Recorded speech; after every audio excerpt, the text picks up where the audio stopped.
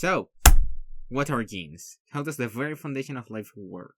Before we start, we have to define some things. A phenotype is what can be seen on a living organism, like hair or eye color. This thing is the genotype, that's just the gene, and the conditions in which the living organism lives. Now that everything's clear, I'll never talk about this ever again. A gene can be either DNA or RNA. We'll see this in a minute. They are in the nucleus of a cell, any cell, except for red blood cells which don't have a nucleus. So, how does this work? DNA is made of two strands. They're both made out of nucleotides. These are made out of a pentose, a nitrogenous base, and phosphate. Also, they surround these proteins called histones. A nucleotide is just one part of this. In order to be complete, it needs its opposite part. The base can be any of these. Adenine and thymine are always together. The same goes with cytosine and guanine.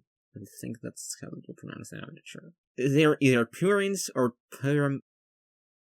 pyramids! These strands are called parallel and antiparallel. They are opposite to each other and, RNA.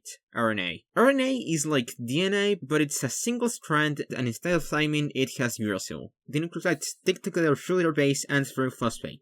Okay, now, why does RNA exist? Because DNA is way too dense to leave the nucleus, so it gets transcribed into RNA. Tip for your test, it's meant to write the antiparallel and turn it into its complement, but it looks just like the parallel strand. It just has uracil instead of thymine. And what's RNA used for? To make proteins with the help of a ribosome. It reads RNA and gets some amino acids and then builds the proteins as little packets.